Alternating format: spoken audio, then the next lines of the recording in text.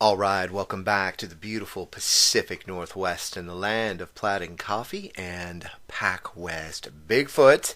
Right now, what I'm going to do is I'm going to take a sip of the old Sasquatch coffee real quick before we get going. And you know what? I might take an extra few sips here and there because this is a little bit longer of an encounter than I usually have. And actually, this comes from a friend of a friend that I actually knew, and it's pretty awesome. This wasn't one that just came into my email inbox with a basic report of it. This was actually told to him from his friend, and it was okay for me to do this. So I'm going to go ahead and let's just get into it. How's that? Okay. All right. Old Big Red, the Bigfoot of Chester, California. It seems Bigfoot is real, and when you're nearly 13 years old, nobody will believe you, even if you have a really scary experience with one. Well, almost nobody. I did. I was about to turn 13 years old when we moved to Chester, California, and this big city boy got his first taste of the mountains and the monsters that live in them. Here is my story, Dave, and trust me, this was really creepy, close up, and really scary experience. Old Big Red. They call it Old Big Red, the Bigfoot I saw that day. No, not everyone in town calls it that, just the lady that owns some property that dead ends just outside of Chester, California, where I'd seen this thing face to face. We moved to the northwest side of Chester, right near the edge or outskirts where it simply turned into, woods and mountains. Brenner Creek is where I would walk to and spend some time moping about, and yes, I said moping. I hated it there at first. It was the last month of summer break in 1997, and my family would move from San Jose to Chester. Yeah, Chester, California. Home to a lake and country folk. I know, it sounds like I am being a jerk about it, and I was at the time. To me, these people were country folk who were into country music, hunting, and simply things a city boy was not into at all. Suffice it to say, I hated it there. But the people there, they were nice, but I treated them like poop, to be honest. Once, my mother scolded me pretty good for a few days for not saying hello to someone. Me, I rolled my eyes and looked the other way. Yeah, a jerk. That is what I was. I loved my punk rock music, skateboarding, and wanted desperately to go back home. The country, it was unfamiliar, and I was unwelcoming, to say the least.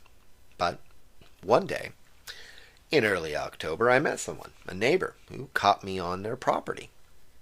We lived in kind of a dead end, or a cul-de-sac, if you will. It was a cul-de-sac. Beyond that was some property of the aforementioned neighbor in Lake Almanor, and beyond that, woods and mountains. I had finally settled into the fact that my parents were not moving anytime soon, so I decided one day after school that I would start checking out the so-called country.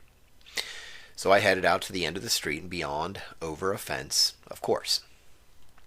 I was in the middle of a giant open area, a meadow, I suppose. I could see the lake from there, and a lady walking over, the property owner.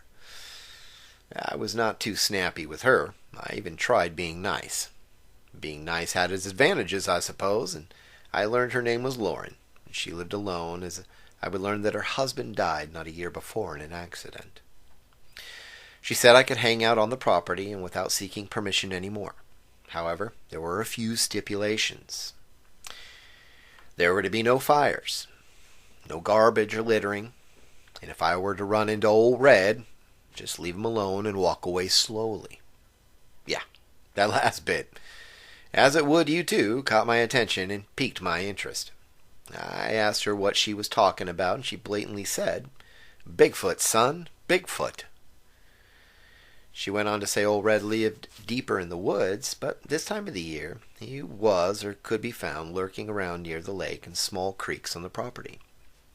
He especially liked one creek in particular, Brenner Creek. While I was a bit more cordial to Lauren than I had been with others up to that point, she was proving to be or just sound crazy. Bigfoot? Really?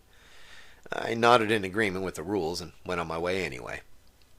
That day, I have to admit, was the ray of sunshine that started melting that hard shell and heart about Chester I had and the people in it. And no, that day I saw no Bigfoot, just a beautiful lake, trees, and mountains beyond. Yeah, I was finally starting to feel okay with everything. I'm okay. You're not okay. Okay. That was how I felt until that first Friday of October. Talk about weirdness afoot in the woods around Lauren's property. It was that day I would hear some pretty creepy but interesting sounds. I headed out after school. Yeah, it was getting dark pretty fast by then, but I had at least an hour or so before it would be dark. This time, however, I would head a bit further northeast of the property towards the woods instead of the shoreline. Mistake number one that day, and I would make two. I reached the tree line and headed in. It was thick with trees, but I'd seen thicker on the trip here the first time around. But the woods there are still rather thick, and they still are today. I started walking around along a little trail Lauren had told me would be there, and it was. It was not a large trail. I remember it being no more than a couple feet wide, and the sides had ankle-high weeds and grass everywhere. I was having a hard time seeing too far in front of me. It was a bit darker inside the tree line, but I kept on walking deeper into the trees. That was mistake number two. I should have turned back. I was, and I know for a fact, at least 150 yards into the forest when I heard something moving. It was not just movement, it was something pacing me or shadowing me would be a better explanation. I would walk, it would walk. Once I stopped for a second, I heard as it too came to a stop after one or two steps. It sounded like it or they were on 2 feet, not 4. Suddenly, without more thought about it, I knew what it was. Old Red, Lauren's Bigfoot. What I thought was mythical, a dreamed-up monster of the woods, was shadowing me. I don't know. That's what I was thinking. I would say that the reason I was not as fearful as I should have been at first, but would be later, was because I came from the city, and trust me, the city back then was pretty scary, and today it has become much worse. But I finally made a smart move. I decided to turn around, head back to the house, just in case Old Red really was real. Whatever it was, it followed me.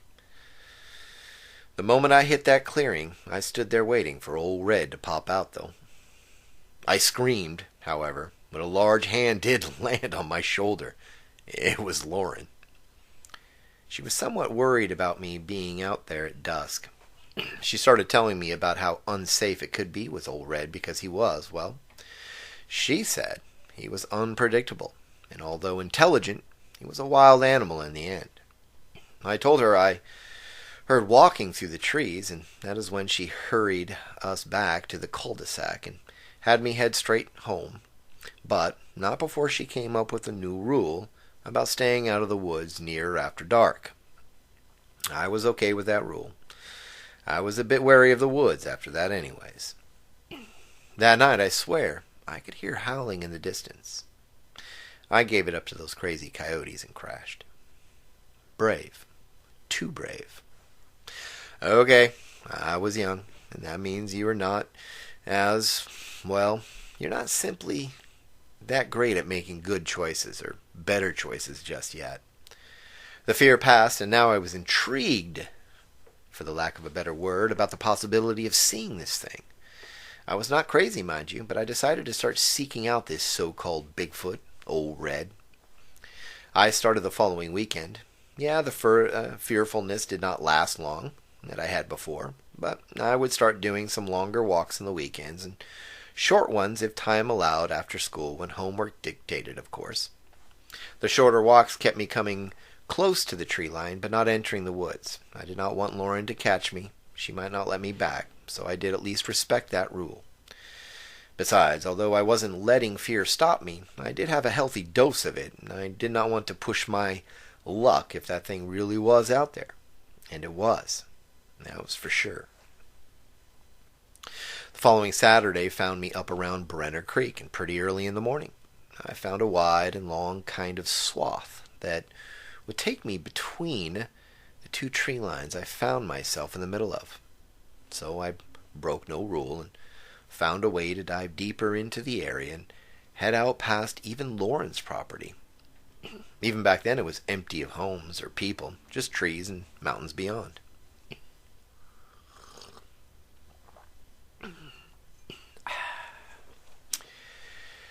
It was about the time when the sun was starting to peek over the hills that I heard those footsteps following along again. They seemed to be skirting just inside the tree line itself, just enough that I could not see who or what it was. But I would get a glimpse. I decided to head back. No reason to push my luck again. I turned around and so did it. I would walk and it would follow. For a minute there I caught myself, less afraid and actually enjoying the possibility or the fact I was walking with Bigfoot. Maybe. Yeah, I was nervous, but I was, as I said earlier, intrigued. I finally saw the opening field soon enough, about 30 yards ahead, and I was, I admit, a bit relieved, and would be even more so seconds later. It stopped walking. So did I. I turned and looked into the trees, and finally the sun was up enough to see a ways inside the tree line. And that is when I'd seen a dark, tall, massive body of a thing standing there. Now, I could not make anything out. When I say body, I mean the outline of it. The shadows were still heavy, but not heavy enough to hide that thing, that silhouette. It was Bigfoot. It was Old Red. It was massive. Lauren told me about him, and I picked up some old books written way back when some that talked about them.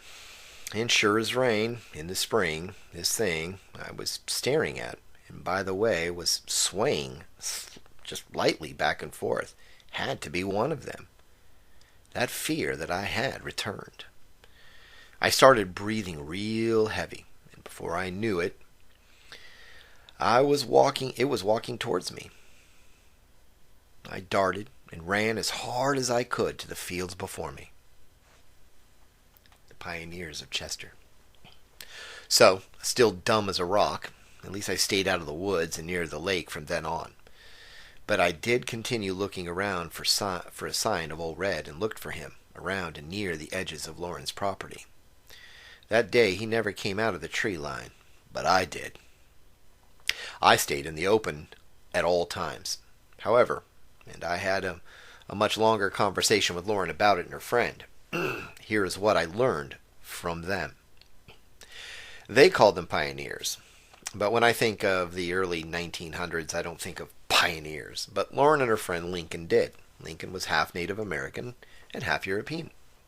However, he followed his native roots more than the other. He and Lauren told me the stories of others like Old Red, who were here before they were, even before his tribe was here. The natives not only warred with each other from time to time, but there were many incidents between them and the Bigfoots from that part of the state. Lauren, however, had an interesting encounter. Her great-grandparents owned the property way before her, and her grandparents, and parents as well. She was a fourth-generation owner. She also shared it with Lincoln's people when it came to certain religious ceremonies and so on. But it was one November when she'd see Old Red right off of her porch. It frightened her, even though she was warned by her parents and her grandparents of the creatures. Although she would not believe it, even though growing up she heard the cries at night here and there and overheard the tales told.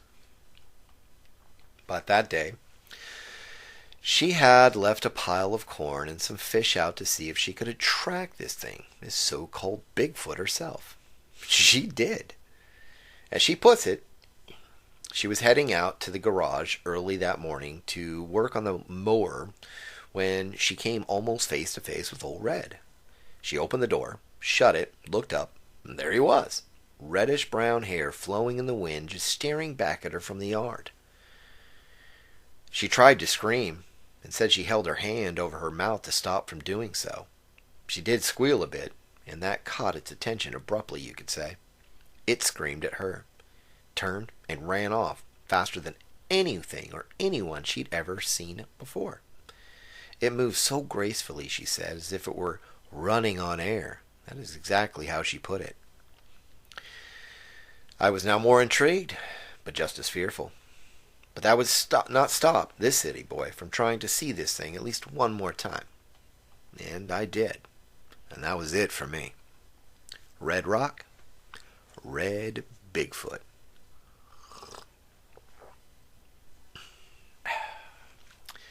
The week of Halloween, and I would get more than a scare. I would come within inches of a real-life monster, literally. Even up to this day, I've never been so frightened in my life, ever.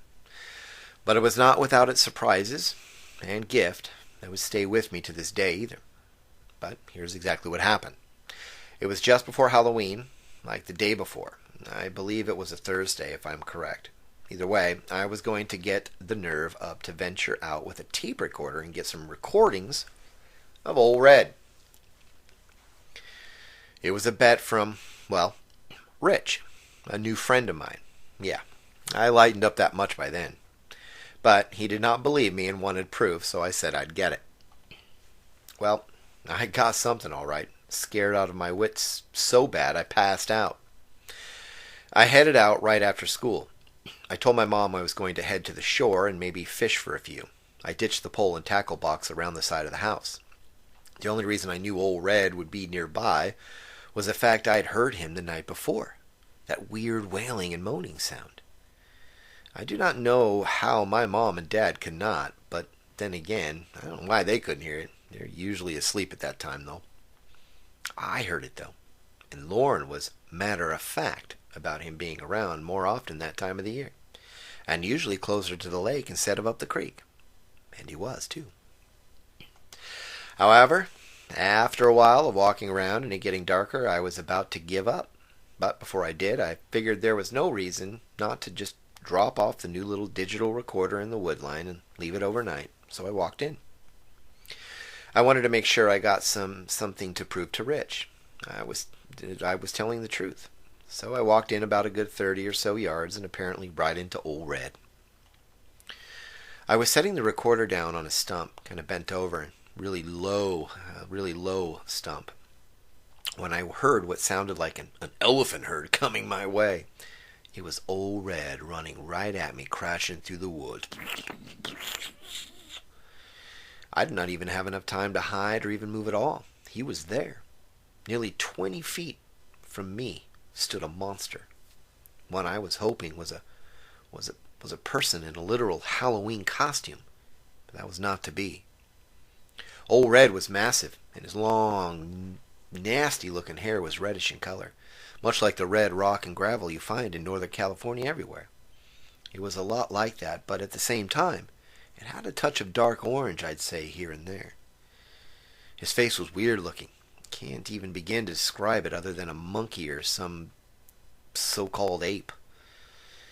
That would be a great description, but then again, it had its own unique features as well, like it was really distorted and crazy-looking, droopy too. Its arms were seriously long. They literally stretched past the knees, and even though it was hunched, they were still really long, you could tell. He breathed in and out and had teeth the size of my thumb, all blocked, except for I noticed canines in the back when he opened wide to scream at me. Rah! I will be honest, I peed myself, seriously, shaking and peeing. I was so scared at that scream, I peed and screamed myself. I thought I was going to die that second. However, he just stood there and screamed again. It was not until about 30 seconds later that he rushed right up to me and stood over me. At that point, my visual ended. All I could do was cover my head, roll up into a ball, and sob. I felt him standing there, and I smelled him, too. Just nasty. It was enough to make a person throw up. Suddenly, I heard a loud voice, but this was not Old Red. It was a lady's voice. It was Lauren. She was yelling at him to go. Get out of here! And suddenly I heard another voice yelling my name from behind her. It was my mother. Old Red ran off, and you could feel the vibration on the ground as he moved quickly away into the woods. Lauren picked me up, but all I could do was pass out, literally. My mom and dad found me, and Lauren, and carried me home. The end for now. I am all grown up, 2 kids of my own now. I love the country life and moved to Oregon 12 years ago with a career change. However, I still carry that night with me. And I'm very observant, you could say, when out in the woods, camping, fishing, or hunting these days. And I am never, ever really alone. That's for sure. But that's my encounter story, Dave. Thanks. Coulter.